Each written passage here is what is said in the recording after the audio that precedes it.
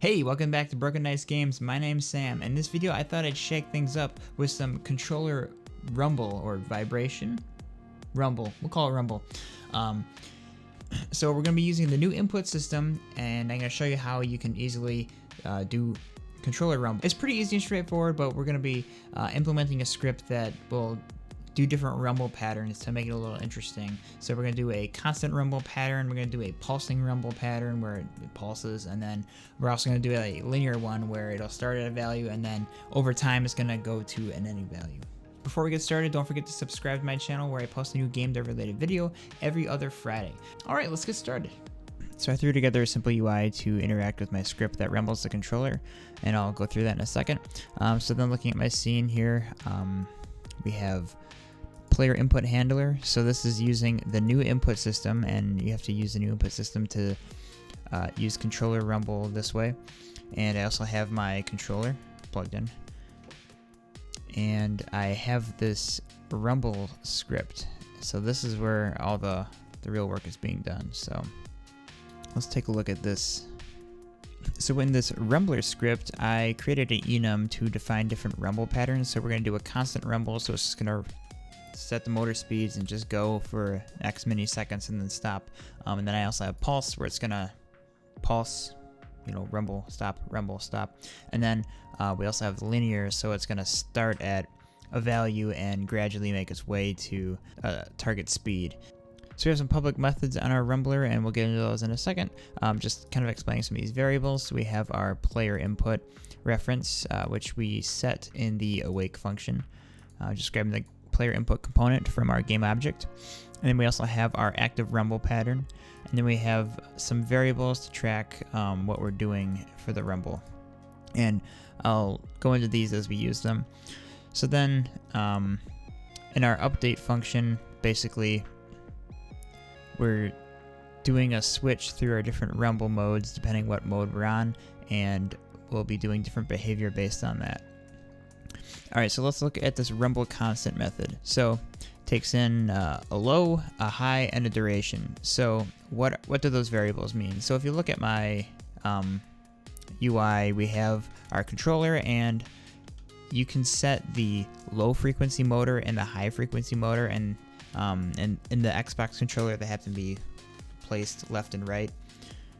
And then so in this method we set the low and the high and then the duration. So this is rumble constant, so we're going to set our active rumble pattern to constant. We're going to save the low frequency that's passed in, and then the high frequency, and then the duration for how long we're going to rumble. So we're going to do time.time plus duration, and that's going to be in seconds. And then to stop it from rumbling, I'm going to invoke this method called stop rumble after the duration. So after X many seconds, we're going to execute stop rumble. And let's take a look at that stop rumble method. It's right here. So we get a reference to our gamepad and check if it's null, and if it's not, then we're going to set the motor speeds. And it really is that easy to rumble a controller with the new input system. All you have to do is set the motor speeds in your gamepad. So how do you get a reference to your gamepad? Let's take a look at this get gamepad method I made. Now I'm doing this with some link statements. It might not be obvious what's going on. So basically we're getting, if we hover over gamepad all, and a gamepad is a type that's in the Unity input system API. So we do gamepad all, which will give us a list of all the connected gamepads that Unity currently recognizes, and then we're going to find the first or default. So for each gamepad G, is there any gamepads in the player's input devices with a matching device ID? If so, we're going to return it. And I'm doing first or default because if I were to just do first and there was no gamepad that matched in the player's input component, then it would throw a null reference exception, and we don't want that. So we're going to do first or default. And in this case, if it doesn't find it, it's going to return the default value of the thing we're looking for. And in this case, it would just be null. So you can see when I'm getting the gamepad, I check if it's null, and if it's not, then we can mess with the motor speeds. And then just to kind of break this down even further, I essentially did equivalent logic with for loops. So that this one line is doing, if you're curious about that. So basically, getting all the gamepads, iterating over them, and then we're getting all the devices in the player input, and we're iterating over that, and then we're checking to see if we have a matching device. If so, we set our variable and we break out of the loop, and then we return our gamepad. Alright, so then in our update function, for the constant rumble pattern, it's pretty straightforward. So first of all, we're going to check our current time if it's greater than our rumble duration. If it is, we're going to return. And then we're also going to get a reference to our gamepad to use in the update loop. And if gamepad is null, we're not going to do anything. Otherwise, we're going to switch on our active rumble pattern. So this is a switch case statement, and you can see each of the rumble modes has a case. So for the constant rumble pattern, all we're doing is setting the motor speeds of our gamepad to the low and high values, which was passed in the rumble constant method. So rumble pulse is very similar to rumble constant, except for we're passing in this burst time. So that's basically the frequency of how often it's going to rumble and then stop and then rumble and stop. So we're setting a rumble step variable to this burst time. We're setting a pulse duration variable to time that time plus burst time. So we're going to rumble for this many seconds, and then we're going to stop. And then we have our rumble duration. So the total duration of the sequence of bursts, you could think of it that way. And we have a boolean for is motor active, because we need to know, are we rumbling this pulse, or is it an off pulse? And you'll see that in the update function. And then here we're just setting the motor speeds initially to the low and high. So it's going to start pulsing and then stop, and then start and then stop. And then similarly, we're also going to invoke the name of the stop rumble function to stop the rumble after our time expires. So looking at the update function for that, we have we're checking our time for the pulse duration this time. So at the top, we're checking our rumble duration, and then once we get into pulse, we're going to check our pulse duration. So we're going to say after the pulse time has expired, essentially, we're going to look at we're going to flip our is motor active variable, and then we're going to set a new pulse duration. So the next time we come into the update loop, we'll be checking against this updated value. And then depending on the new state of is motor active, so if it's false, we're going to turn off the rumble. And if it's not, we're going to set it to low and high. And then this will repeat itself until our rumble duration is over. And then you can see we have a rumble pattern linear, which is blank, and that's because we're going to be implementing that together here in this video. So rumble linear, I have a to do. Okay, so let's look at our rumble linear. So we have a low start, a low end, a high start, and a high end, and a duration. So basically our starting values for each motor and our ending values and how long it's going to take. So before we implement this, let's take a look at our UI. So you can see we have a control for, I'll expand this. We have a slider for our low motor, our high motor. We have a play and a stop button, a picker for our rumble mode. I'll actually just play this and walk through this. So I'm using the controller now.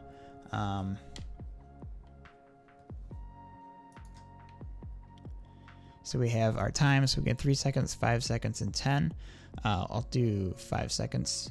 I'll set low motor frequency to about halfway and high to maybe 75%. And then we can select our different rumble mode. So we'll do constant just for starters. And I'm gonna hit play on the controller. And you can probably hear that.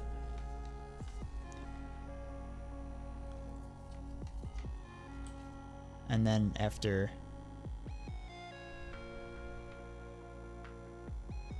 5 seconds, it's supposed to stop. Alright, and I found a bug, and it's not always stopping consistently. So we're going to change the way we're doing this. Instead of just invoking a method after that, we're going to do that in the update. So For times greater than a rumble duration, we're going to stop rumble and then return. So now if we test this again, come over here, I'll set my motors. We'll set this to 5 seconds constant, that's okay. And then, all right, so I don't know if you heard that, but here we go. 1, 2, 3, 4, 5. And it stops, okay. So now we're gonna do a pulse. So I'm gonna change this to pulse, and we'll do 5 seconds as well. Here we go. So I have a light on my cord here that happens to flash every time it rumbles, so you can see this.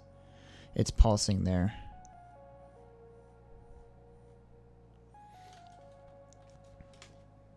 Cool. Okay, so now we're gonna do linear. So we're gonna, what do we need for that? So let's look back at our script. All right, so linear is gonna take in a low and a high start and end in a duration. So our UI doesn't have a low and high end value, so we're gonna add that. So if we go into our scene view, go into isometric view, and then I'm gonna add two new sliders. So we have our low motor. I'm just gonna duplicate this by hitting Control D and move this up here, and we'll call this low motor end. And then we're going to do high motor. I'm going to duplicate that as well and drag it up here. I'm going to call this one high motor end. Okay, and now, oh, I need to position these, don't I? So O motor, low motor end. Okay, select these two, and we're going to drag them down. Okay, that looks good. And then we also need to get references to these in our UI controller. So let's go over the UI controller real quick just so you understand what's going on. So in our test UI controller, we have a range. That's the pulse frequency. So I could have made this a separate control for controlling how the speed of the pulse, but I just made it a slider that you can set here in the inspector. So I found that 0.25 seconds worked out pretty well. Faster is interesting too. I noticed that the faster you make it, sometimes it doesn't always get to the speed that you set, just because it takes a couple seconds for the motor to get up to speed. So I have a reference to our slider, low slider, high slider, and our rumbler script, so we can call those public methods. And then also we have a rumble pattern variable. And then we have our time drop down and our rumble drop down. They're basically just arrays with our values, and as we set the duration or the rumble mode, we get the index that was selected, and I'm just setting a private variable to that, so I can pass it into our rumble button. And I have the start press function, which executes when you click the play button. Okay, so we have we're switching on our rumble pattern, once again, based on the one we selected. So constant, we're just gonna call the constant. Rumble pulse, we're gonna call the pulse, and pass in our variables, and linear. Okay, so we need our references to our new sliders. So we're gonna do serialized field, slider, high, or we're gonna call this low slider end. And we're gonna add another serialized field, slider, high slider end. And then in our button press function, all we're going to do is call rumbler, rumble linear, and we're going to pass in our low slider value and our low slider end value, our high slider value, high slider end dot value, and our rumble time. Okay, so now going back to Unity, on this test UI object, I have this test UI controller. So now we have to drag in our low motor end to low slider end and high motor end to high slider end so that we can reuse those in the script. Okay. So now if we go to our Rumbler script, we need to actually make the rumble linear do something. Okay, so first of all, we're going to follow the pattern here. We're going to set our active rumble pattern to rumble pattern linear so that in the update function it knows what logic to execute. We're going to set low A to low start. And then we're going to need a variable to track our ending values. So I don't just have A and B, or I just have low A and high A. So we're going to add a private float low B, and we're also going to add a private float high B to track our start and end values, and we're going to set those low B equals low end, high A equals high start, high B equals high end. All right, so just thinking about this, motor A and motor B could vary in range as to, like for example, you could have the low motor have it start at 0 and end at 50%, but you could have the high motor start at 50% and end at 60%. So over time, the range isn't gonna be equivalent between the two. So we could average them out. We could have a separate step for each motor so that each motor increases at a fixed rate, so that at the end of the duration, both motors have reached the end value. And I think that's what we're gonna do. So let's add two new floats for that. Private float low step, and then private float high step. And we'll need to figure this out. So, okay. So to calculate these values, low step equals, we're going to do math f absolute value of our low end minus low start. And then we're going to take this and divide it by our duration, high step, equals math f absolute value high end minus high start duration. All right, so now we're gonna set our rumble duration. So rumble duration equals time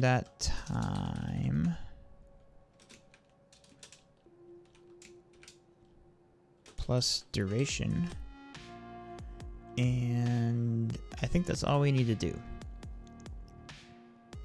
So I haven't tried this yet, so we'll see if this works the way I think it will. So in our linear, basically as we're going through, we're going to, all right, so in linear, we're just gonna set, we're gonna get we have our gamepad, so we're gonna say gamepad, not game object, gamepad, set motor speeds. We're gonna do low A, high A, and then we're just gonna do low A plus equals low step, and high A plus equals high step. So each frame we're gonna increase our step, but I don't think this will quite work because update doesn't happen once per second. That'd be crazy. So low steps, we need to multiply. Low step is gonna be our rate per second. So let's multiply this by time dot delta time. I think this will do what we want. Got that hooked up. Okay, let's give this a try and see what happens.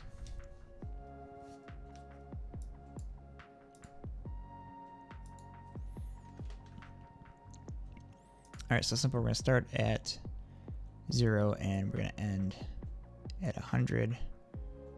And here we're gonna start at 0 and end at 50%. And we're gonna change this to linear, and I'm gonna hit play.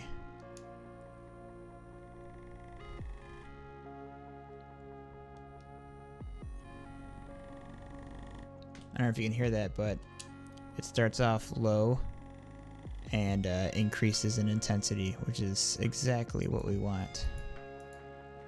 So we'll do 5 seconds. Well, let's see what happens when we start from a high value and go to a low value. Does that work as expected? Okay, so that didn't work.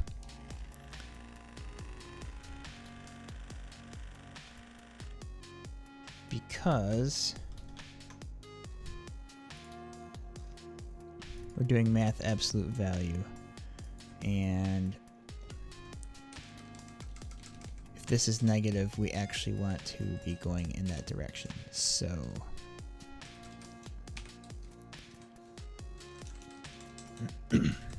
this would work if, no, this is just a bad idea. Sometimes you do this. If you're not creating bugs, you're not really developing. I read that online. I thought that was kind of funny. All right, so let's try this again. We'll set this to high, and we'll set this to high, and 5 seconds, 10 seconds, 5 seconds. Oh, we gotta set our rumble mode to linear, and hit play.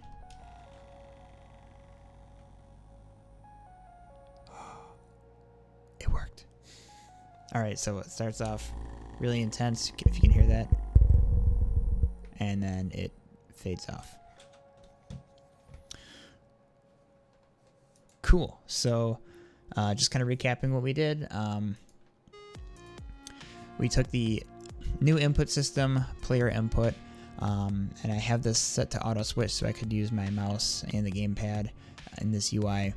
And then I added a Rumbler script which got a reference to this player input, and then talked to the input systems API to get our gamepad associated with that player input.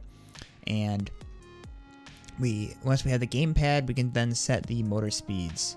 And I did it with a couple of different functions and using the update method and just handling those different rumble patterns. So we made a constant rumble pattern, we made a pulse rumble pattern, and now there's a linear rumble pattern. And then all these, this whole project will be on GitHub as per usual, and I'll have a link in the description. You can download this Rumbler script and plug it into your projects if you're using the new input system. I encourage you to play around with it, make any tweaks. There may be some bugs, who knows. You know what? I did just notice something. Visual Studio IntelliSense told me that low B and high B are not being used. So what we're going to do, we're going to delete those. And then we're going to go down to our rumble linear function, and we can just delete this line and this line because we're using the values passed in to calculate our step. So we didn't need to store the end value for low and high with the way we did this. So there you go, made the code a little bit cleaner for you. All right, so there you have it. That's the controller rumble script.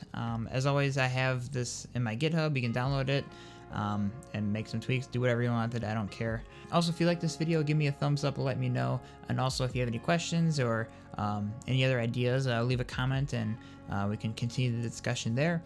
And also, thanks for everyone for subscribing to my channel. I recently passed the 100 subscriber mark, and now we're already past 150. So it's starting to pick up a little bit. So if you're subscribed, thank you. And also, don't forget to share with your friends. And I guess that's all for today. So I'll catch you next time. Thanks for watching.